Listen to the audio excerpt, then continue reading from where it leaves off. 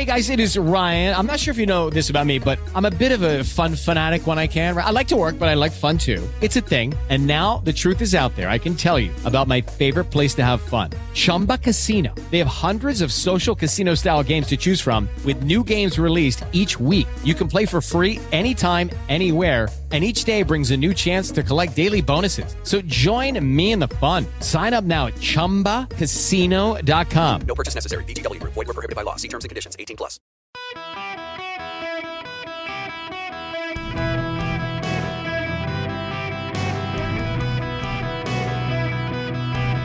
Welcome to the Eric Erickson Show podcast, Hour 3. So we got a new Apple Watch Ultra. It's a multi-day battery life. Actually has satellite connectivity. And the new iPhone, you can point it to a satellite if you're out in the middle of nowhere and get emergency services called. Impressive technology, satellite connectivity. My goodness gracious, I might need to get the new phone with the satellite connectivity for a certain employee who, well, doesn't use a great cell phone provider. I keep trying to get him to move over to Patriot Mobile, and he hasn't yet. Nonetheless, I digress. Welcome. I want to talk about crime. I want to play, I actually was somewhat surprised to hear this on CNN from John Avlon. One of his monologues on data today from, I think it's Pew Research. Listen to this from John Avlon. When the state legislature finally acted on criminal justice this summer, they decided to focus on semantics instead of solutions, officially replacing the term inmate with incarcerated person in state laws. Seriously, that's what they did. Now, sometimes we forget that public safety is a fundamental civil right, and it's often lower-income neighborhoods that suffer the most from high crime, while wealthier neighborhoods stay relatively safe. In fact, Black and Hispanic Democrats are more likely than white Democrats to support increased spending on local police. That's according to a Pew survey from late last year. Look, politicizing crime seeks to gain from other people's pain, but trying to ignore crime for ideological reasons is both callous and clueless, and it's sure to promote a political backlash. Yes, it is. And I want you to listen to this. So John Fetterman in Pennsylvania law, as the lieutenant governor of the state, gets to appoint people to the Board of Pardon and Paroles there. Listen to this appointee. One of the most glaring problems in Pennsylvania's legal system is that we have mandatory life without parole as a sentence for first and second degree murder. And we also have many people serving these excessively long virtual life sentences. But we deny people serving these sentences any substantial avenues for relief. This woman is upset at mandatory life sentences for first-degree murder. I'm upset it's not mandatory death penalty. Mandatory life sentences for first-degree murder. This is who John Fetterman put on the Board of Pardon and Paroles in Pennsylvania. Fetterman also believes that you could let half the prisoners out of Pennsylvania prisons and be fine there. The Democrats continue their callous disregard for public safety. In Memphis, Tennessee, a teacher was out jogging a few days ago in the morning. She was captured and murdered by a man who had been let out of prison early. He had been in prison for kidnapping, had been let out, 85% of his sentence served. He was eligible for release. And I'm reminded here in Georgia, the world's most prolific collector of child pornography. Now, y'all, I gotta, this makes my blood pressure rise every time I talk about the story, and it's been a while since I've talked about the story, and you should know the Georgia legislature has done nothing on this. I gotta talk to you about the story, and Republicans are to blame for this. The world's most prolific collector of child pornography, and you need to know when I say that, you're thinking pictures. The man had more than 27,000 pictures and videos of children not just being raped, but tortured. I need you to understand that. 27,000 pictures and videos. It wasn't just an image. It was a video. It wasn't a 17-year-old. It wasn't a 16-year-old. It was a small child. Toddler in some cases, apparently. Being raped, tortured, and abused. The judge called him the world's most prolific collector of child pornography. The man set up video cameras in a TV station that he owned and put cameras under tables so he could see up the skirts of women and their children who came to the station in the family-friendly environment.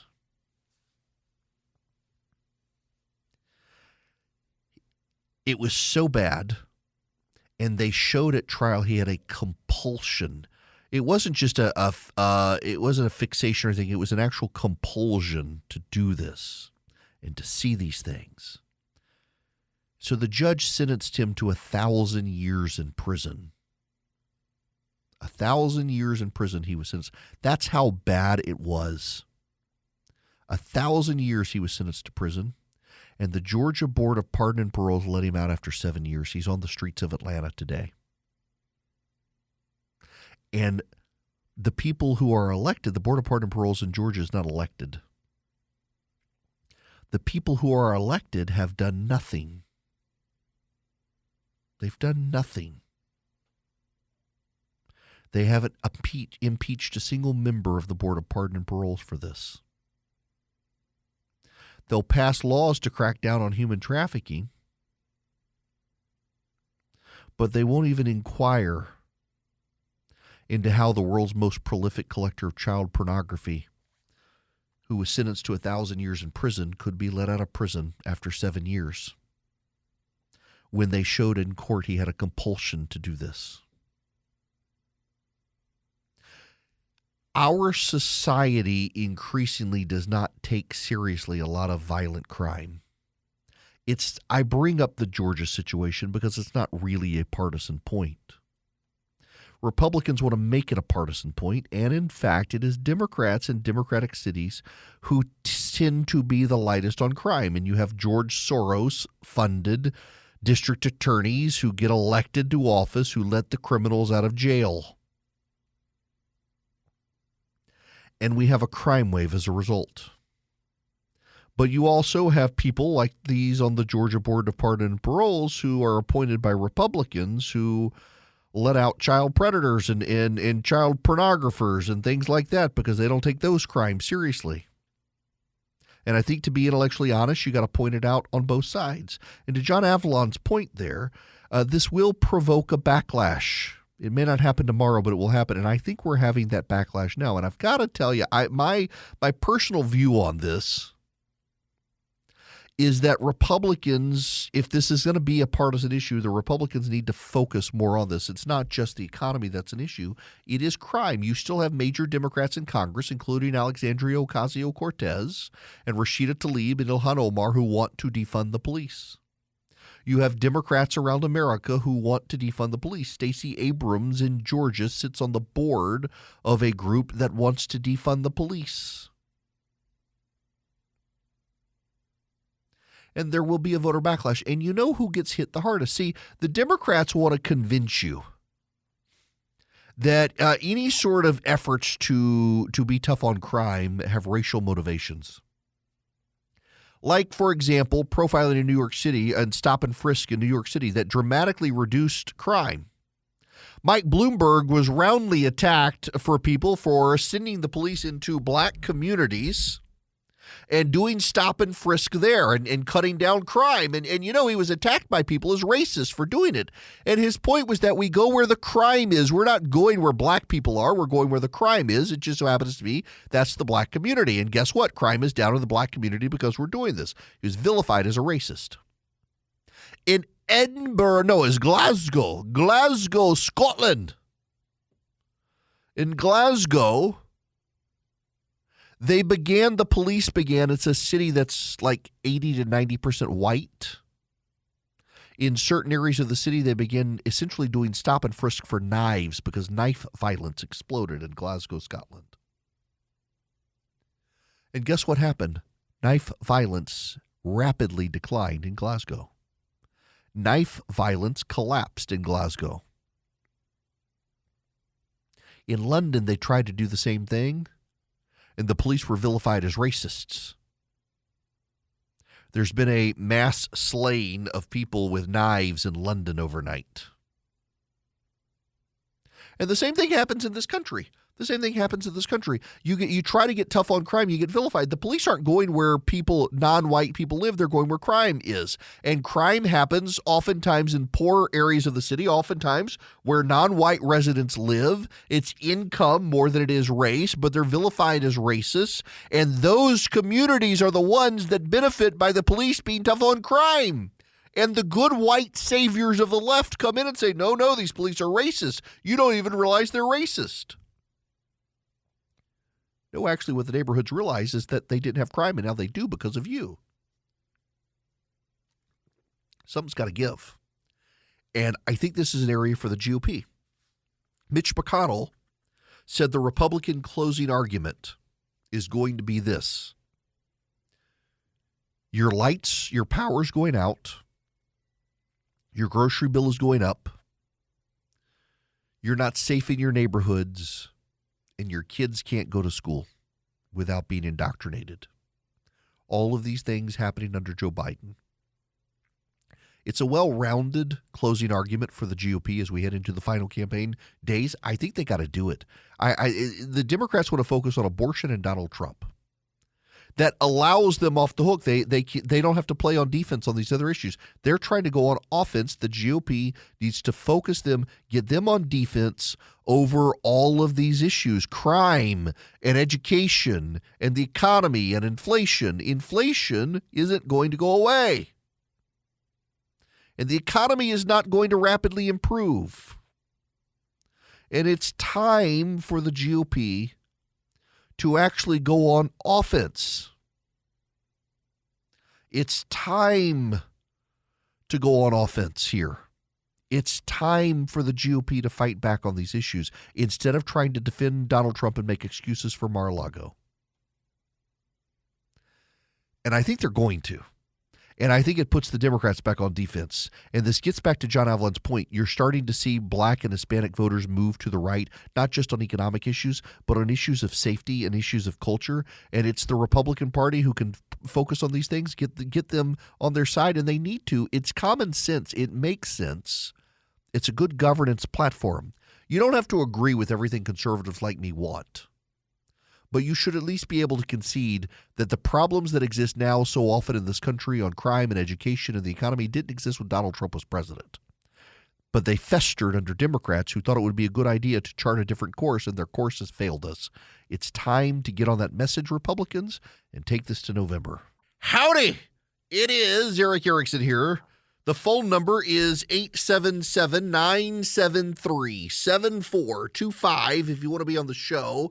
This hour of the program is brought to you by First Liberty Building and Loan. You want to grow your business, you need large loans, $750,000 or more. Reach out to them, firstlibertyga.com, firstlibertyga.com. Tell them I sent you.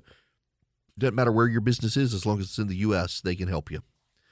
Barack Obama has unveiled his presidential portrait at the White House. The event has just happened. And the Biden team is sniping at the Obama team, and the Obama team is sniping at the Biden team. I find it funny, but somewhat irrelevant, that most of the Biden team actually used to be Obama team members, except for the Elizabeth Warren staffers, and they don't like Obama because they didn't think he went far enough. And now Biden is going so far he's wrecking the economy. Maybe we will get to that. I want to talk about something else. A quarter of Democratic voters believe men can get pregnant. 25% of Democratic voters believe men can get pregnant. More college-educated women than college-educated men in the Democratic Party believe it.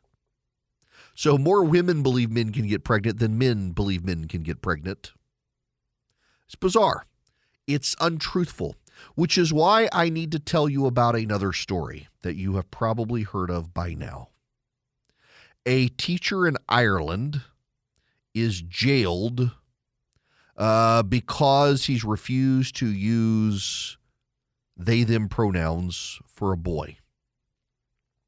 You've probably heard about the story. It's made international news, and conservatives have seized on it to say the man is in prison. Enoch Burke was arrested Monday morning. But it's not true any more than it's true that men can get pregnant. This story isn't true, and this is what frustrates me about a lot of what's going on in society. Beyond, it transcends partisanship. It's everybody has their truth as opposed to what the truth is. Let me tell you about the truth. It is true. Enoch Burke is a Christian teacher. He refused to use they-them pronouns for a male student. And he's been placed in prison. And if you read a lot of the conservative press, what you hear is that he's in prison because he used those pronouns, and that's simply not true. He was ordered by a court to not go to school while the matter is sorted out. It is true the initial precipitating event was his refusal to use preferred pronouns.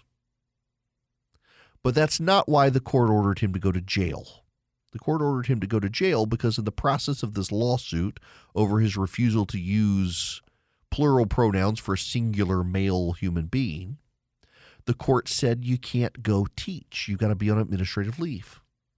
And the man has continued to defy the court order and showed up at his school and sat in a classroom and has no class and has no students. And that's why he went to jail, because the court told him not to. And I'm deeply infuriated by people's ability to nuance and handle this argument, because I'm getting angry conservatives saying, you should have his back. You should have his back. I got his back on the pronouns. But, you can stand on conviction, and guess what? You're going to be persecuted. The persecution isn't right, but we should be truthful in why you're actually in jail. He's not in jail for a refusal to use pronouns. He's in jail because he defied a court order on trespassing at his school. And we need to be honest with these things because facts matter. In the same way, you and I can acknowledge that men cannot get pregnant. We should be willing to acknowledge that the man is in jail not for a refusal to use pronouns, but because of a refusal to adhere to a court order about trespassing at his school. And it disturbs me that there are people on the right who are trying to make these stories as salacious as possible, in large part because it discredits us on other stories. And our credibility at the end of the day matters more than so many things. And so when we're obfuscating or twisting the truth on one thing, people can accuse us of obfuscating or twisting the truth on other things. And in so doing, that then discredits us from our ability to call people to the truth of other matters. And I think people on the right and the left have lost that. The left, I think, lost it first. And I think really now the right is falling victim to that in this postmodern world, and we've got to be committed to the truth. The truth, not your truth, not my truth, but the actual truth of situations. Now, when we come back, we got to move on to other things. We got to talk some politics, but I also do frankly want to talk about one of the things that's going on, the intersection of faith and politics in the country right now that I've been writing about. I wrote a post the other day, and it kind of blew up on me. I didn't expect it to, and I want to talk to you about it. Hi there. It is Eric Erickson here. The phone number is 877-973-7425. New iPhone 14 Pro, baby. Yes, the Jesus phone. You know Jesus would have one. Well, Jesus maybe. All right. I got to move on. I've put this on the back burner because I got a topic I want to talk to you about. And I'm going to be very honest with you. To some degree, it's a little bit of filler because there isn't really a lot of pressing news today. And I got up this morning and went to breakfast with Herschel Walker, the GOP Senate candidate in Georgia, and really enjoyed the conversation. Went longer than what he or I intended it to go. And so I knew I was going to be a little bit behind in show prep, and it was to be perfect because I wanted to talk to you guys about this topic. I didn't mean to write something on Sunday. And I wrote it, and it's kind of gone, I guess you could say somewhat viral. If you subscribe to my email, you would have gotten it whether you paid or not. It's why you should subscribe. You can text DATA to 33777 and subscribe. Paid subscriptions get a little bit more. You get the daily stack of stuff that I do for show prep and stuff. And today, I guess I should look at the email because Philip usually puts it together for me, except when he's on vacation like he's going to be in 2 weeks, and I got to actually do it again. But nonetheless, I sat down and I wrote this piece because I oftentimes, I'm a writer because I got to put stuff down to think about it. I got to read it. Does it make sense? Do I flesh it out? Which is kind of ironic considering I do a 3-hour radio show without a script. But I keep getting this question asked over and over. Now, you should know, and I got to say this because I know, for example, those of you listening on WDBO down in Orlando, I'm now noon to 3 there. I picked up a few more stations around the country, up in Montana, stations coming in Tennessee and the like. So a lot of you may be listening, you're new, you're like, who the heck is this guy? I got to listen to this voice, really? Let me just say that I have worked over the years to try to reorder my life so that I put my faith ahead of my politics. And as I've done that, I become more and more aware of how many people try to squeeze their faith into their politics, and it just doesn't work that way. And the reason is because we're all sinners. We live in a fallen world. You can be a Christian and a Republican. You can be a Christian and a Democrat, I guess. Yeah, you can, I know, but I would have issues. But you can't be a Christian Republican. They're not the same thing. And if you think the Republican Party aligns with your Christian values, it doesn't. We've just gone through 4 years of a multiple adulterer who cheated on his pregnant existing wife with a porn star. Not very Christian. It doesn't always align. And if you're offended by me saying that, that's the point. You as a Christian should be able to hold everyone to a higher standard and not just conform to a tribe for tribal purposes. You got to put your faith first, and sometimes that means calling out your own side. But because I talk about these things regularly, I keep getting asked a question, and it has come up more and more. It's like a small bit of snow rolling down a hill that picks up speed and becomes a giant snowball on the way down. And I'm hearing this more and more. Are we in the end times? What's going on the planet? Things seem to be going off the rails so quickly, and it seems to be picking up speed. What day does Jesus come back? Well, at a theological level, yes, we are in the end times from the moment of resurrection. But 2, we don't know what day he's coming back. But 3, yeah, I feel it too, y'all. These large volcanoes we've had around the world lately, there's a big story out now that there's a 1 in 60 chance that in the next decade we're going to have another massive volcanic explosion, that we are like 1,000 years past due for one, and pressure seems to be building. Scientists can now measure gravitational changes under the planet, and gravitational changes in the Pacific have started shifting patterns, and they expect an underwater volcanic explosion. Earthquakes and things like that happening around the world. It's only a matter of time before California gets another big one. Wars and rumors of wars and pestilence and famine, a lot of it guided by human public policy, where the creation has decided to become the creator and is screwing everything up. Yeah, I mean, it sounds like it. But also this. Eschatology is officially, that's the name of the study of the end of the earth, the study of the end times. And eschatology is the only theological area of study where people view it through their own present frame of mind. So if you were to read a book on eschatology in the early 20th century in Europe and read it in America from a different author, the European view was more pessimistic than the American view. You get into World War II, every book on eschatology written by a theologian was deeply pessimistic. The world is coming to an end. In the 1950s and 60s, books by theologians in the West were deeply upbeat on eschatology. And here we are back again. We got war in Ukraine, China ready to invade Taiwan, economic instability, the lights going off because of power problems. On and on it goes. And people are getting a sense that the world is coming to an end. Well, theologically it is. We just don't know when. We know there will be a final day. I mean, if I skip to the chase and get to the end of the story here, it's don't fret. You're on the winning team. You're going home. You're just passing through this place. Don't worry about it. You can't control it, so why worry about it? Now, if you're like me, my personal motto is why pray when I can worry? I got problems. Worrying's a sin, and it's what I do best.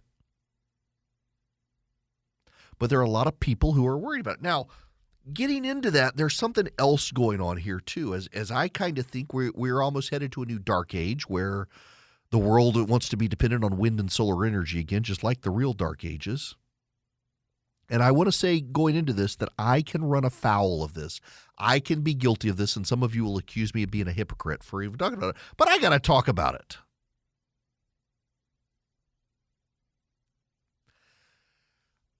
I've evolved in politics now because of my faith, and I really started doing this in 2016 and sooner. When I started seminary. And I started seminary because I was getting asked to preach on weekends because I talk about faith and culture on the radio a lot. And I thought, this is kind of weird. I've never been to seminary. I don't have theological training, so I should go to seminary. And then when all these little churches found out I was going to a Reformed seminary, they were like, yeah, we don't really need you after all. So rarely do I get to preach. I enjoy doing it. It's actually hard. Talk radio, I got to be honest with you, talk radio is not hard. I thought everyone had the same superpower that I do, which is I can talk for 3 hours about basically any topic nonstop and make it somewhat entertaining so that you don't fall asleep, run off the road, and die. I mean, that would be terrible if you did. They'd take me off the radio. I just assumed everybody could do that. Apparently, very few people can. And frankly, some of the people who think they can do it aren't very good at it. But I can do it. But man, so I kind of like the challenge of preaching because one, you're going to hell fast if you're a preacher and you mislead people. Bible says so. But two, I actually got to work at it. I got to think about the public speaking. I can't just get up in the pulpit and wing it. But I don't get asked a lot to do it anymore. Since I went to seminary, I've enjoyed it. But I kind of think it's okay because this is my pulpit. You are my flock. I'll try not to lead you astray. Or off I-75 when you miss your turn. I'll try not to misdirect you. But nonetheless, in doing this, I kind of did become very mindful in seminary of how we all too often can twist our faith to conform to our politics. It's very, very easy because we spend more time like in the real world outside of church. We're in church for an hour or two on Sunday, and the rest of the world, we're in the world. But I'm increasingly mindful there's a strain on the right that is moving beyond Christianity and moving beyond faith, even while claiming to be of faith. But they really think politics is about owning the left, not about advancing God's kingdom on earth. There are more people out there on the right in a growing movement who are more interested in bringing people into a political tribe than into the kingdom of God. And I don't want to be one of those people. And sometimes I run afoul of it. Sometimes I get way more partisan than I should. But, I do pray for the president. Peter, the apostle Peter, St. Peter, was headed towards his execution and was telling people they needed to pray for the emperor, not against him. Now, a lot of you out there, because I've encountered some of you, You'll come up to me when I say this, and you'll say, well, I'm praying for the president to repent and change laws and otherwise leave me alone and maybe die. It's not what Peter was talking about. Pray for repentance for sure. But you also need to pray that the leader is an authentic instrument of God's will. You got to pray for their health. How many of you pray for Joe Biden's health? How many of you pray for his competent leadership? How many of you pray that he listens to God? You shouldn't be praying that they give us our way or get out of the way. But there are all these people on the right who claim to be of faith, and they're ignoring all of this. They show up on Sunday, they go to church, they say, well, I'm a Christian, now I'm going to go be a Republican for the rest of the week. You can't pray for your enemy on Sunday and then want to punch him on a Monday. You got to love your neighbor. So many progressive Christians have been treating like weepy emo Jesus as this idol. Oh, Jesus, he cries and he loves the kids and hangs out with sinners. And along come these people around like, Jesus throws a punch, man. Look what he did at the temple, cleansing the temple. We got to be like that. You're just making idols of an aspect of Christ. You know what he told you to do? He actually told you to do it. He told you to love your neighbor. He told you to do to others what you would have them do to you, and to seek the welfare of your local community and pray for it in your leaders. And I just think that's kind of gotten lost lately among a lot of people in politics as we head into a general election season where we're fixated on. I'm fixated on politics too. It's my job. But I at least want us to have some perspective here that you've got to love your neighbor, and it's not hard. Or I'm sorry, it's not easy. It's very hard sometimes, particularly when your neighbor has in this house, we believe Black Lives Matter, blah, blah, blah, blah, blah. And you're like, oh my gosh, I got this. It'd be progressive. But you still got to love them. And you got to do to them what you want them to do to you. That's one of the revolutionary ideas in Christianity. Every single religion on planet Earth has a variety of the golden rule. Did you know this? Every religion does. Every single religion has a sort of golden rule. And it's all of them. There's been I forget the name of the book, but it studied all of them. Every religion has a golden rule. Except in every other religion, it's don't do to people what you don't want them to do to you. Essentially, don't treat people badly so that they don't treat you badly. What Christianity says is actually the opposite. You go treat people well. Treat them as you want to be treated. And by the way, it doesn't mean they're going to. Do to others what you would have them do to you. And if they don't do to you what you've done to them, guess what? You have to keep doing to them what you want them to do to you. You can't suddenly treat them badly because they treat you badly. No, you have to keep doing to them as you would have them do to you because you have to love your neighbor. It's a profoundly revolutionary concept. Doesn't exist in any other religion in that way. In every other religion, it's just don't treat people badly if you don't want to be treated badly. And I just think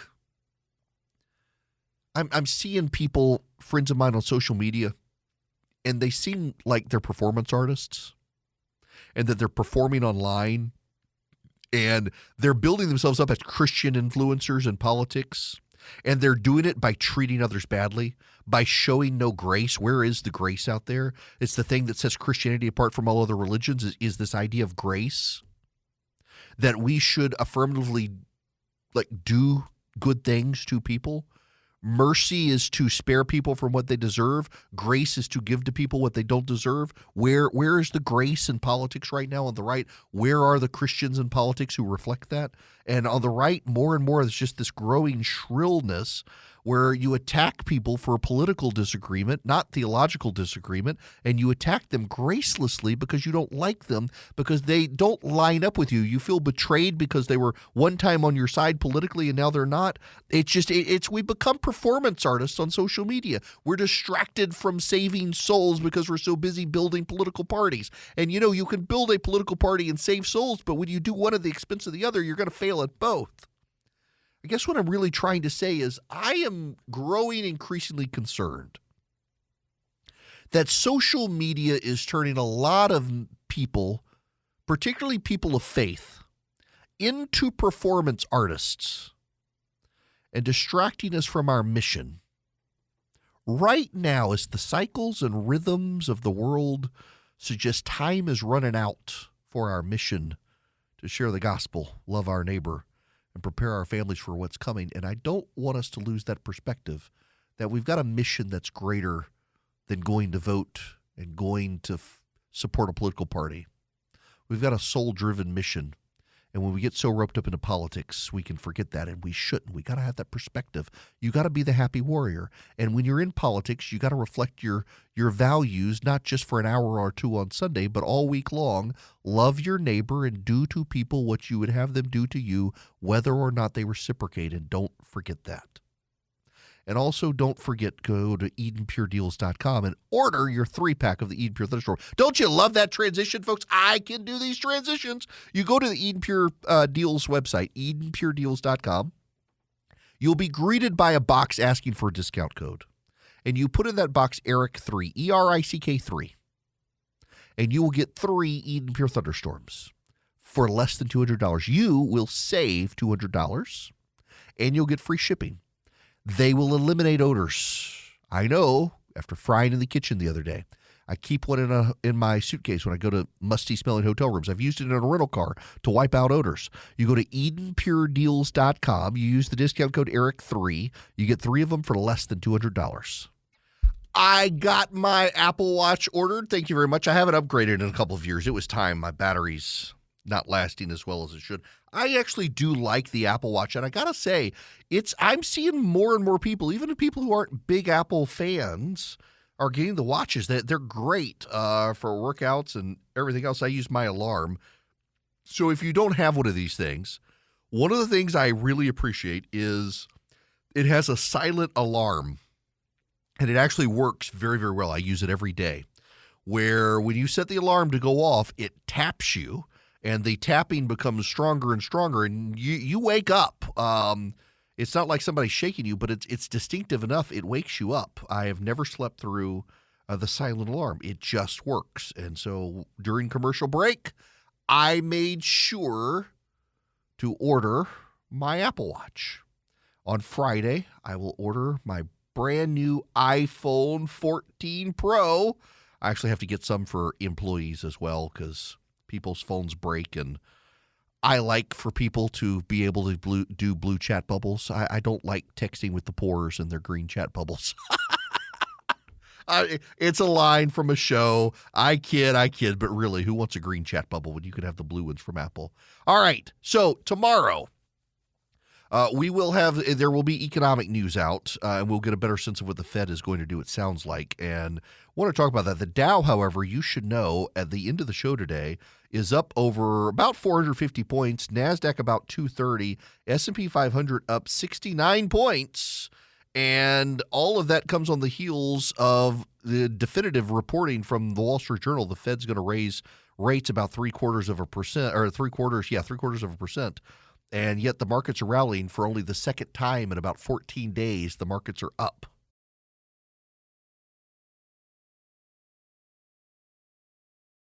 Lucky Land Casino, asking people, what's the weirdest place you've gotten lucky? Lucky? In line at the deli, I guess? Aha, in my dentist's office. More than once, actually. Do I have to say? Yes, you do. In the car before my kids' PTA meeting. Really? Yes. Excuse me, what's the weirdest place you've gotten lucky? I never win and tell. Well, there you have it. You can get lucky anywhere, playing at LuckyLandSlots.com. Play for free right now. Are you feeling lucky? No purchase necessary. Void where prohibited by law. 18+. Terms and conditions apply. See website for details.